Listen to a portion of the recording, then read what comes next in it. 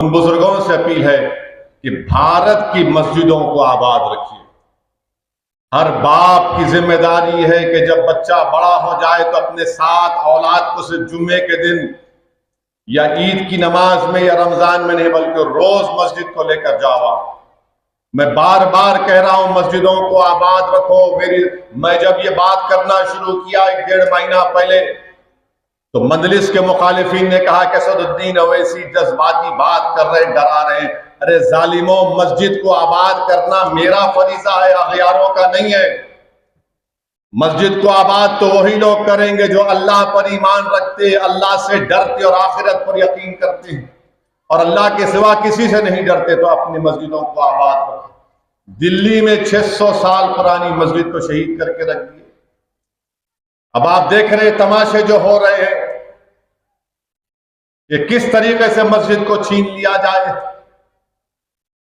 लोग तनकीद करते हैं, मुझे परवाह नहीं है, उसकी भाड़ में जाए वो लोग। मैं तुम्हारी तनकीदों से अपनी जबान को मैं ही बंद करूंगा। तुम अगर ये समझ रहे हो कि मुझ पर गाली देने से, तनकीद करने से, हो तो झूठ है। अरे खबर में तुम मेरी नहीं आओगे, आखिरत में तुम मेरा हिसाब किताब तुम नहीं करोगे, अल्लाह करेगा।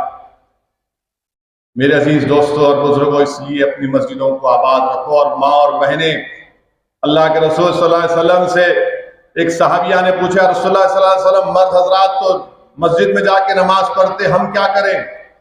तो रसूलुल्लाह सल्लल्लाहु अलैहि वसल्लम ने फरमाया कि अगर आप घर में नमाज पढ़ेंगे तो उसी तरह आपको सवाब मिलेगा जो मस्जिद में बाजमात जाकर नमाज पढ़ता है।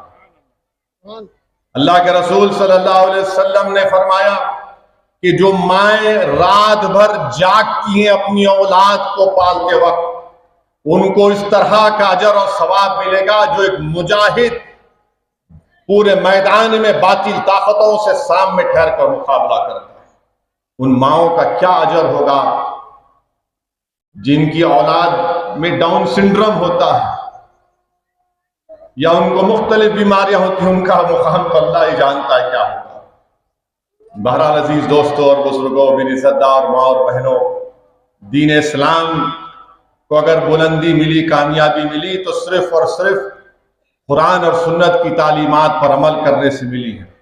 इसीलिए हम तमाम को कोशिश करना है। मैं मुफ्ती मस्तान साहब का शुक्रिया अदा करता हूँ, मुबारकबाद देता हूँ कि उन्होंने आज इस ख़वातीन का एक अज़ीमुश्शान इज्तिमा अमल में लाया और यकीनन हम आबादी के 50% हिस्से को कभी भी हम छोड़ नहीं सकते।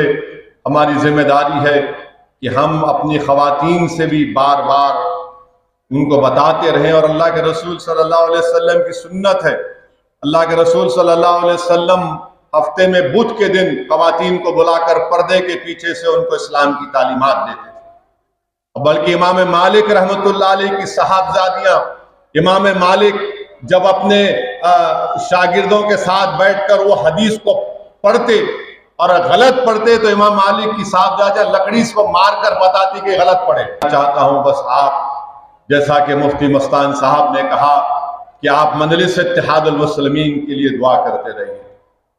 आप असदुद्दीन ओवैसी की शख्सियत के लिए मत करिए, मेरे जैसे लाखों लोग आएंगे चले जाएंगे, इस जमीन की ग़िज़ा बन जाएंगे। जमात बाकी रहना चाहिए, जमात मजबूती से बाकी रहना चाहिए।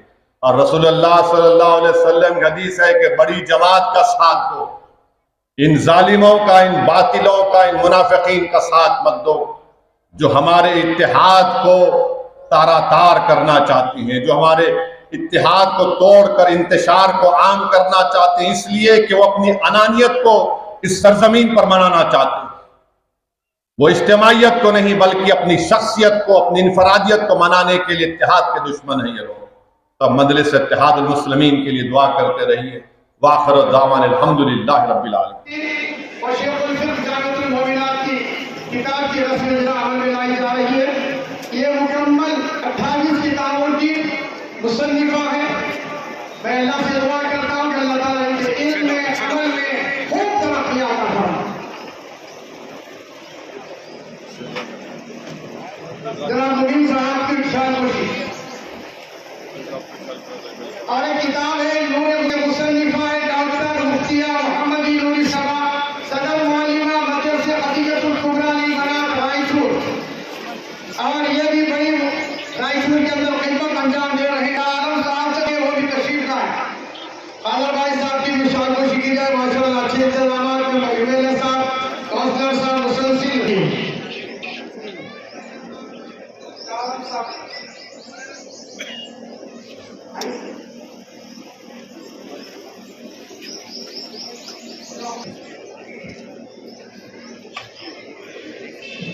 मुफ्तिया मोहम्मदी नूरी सभा के शौहर हैं। इस मौके पे मैं समझता हूँ कि अहलिया तो आए, रस्म इजरा हमें पिलाई जा रही है।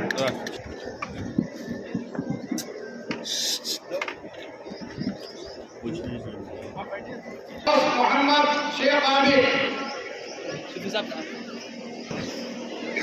हाँ पीछे हटा सैयद अजहर, बॉस भाई आदिल भाई लोग मोहम्मद इमरान।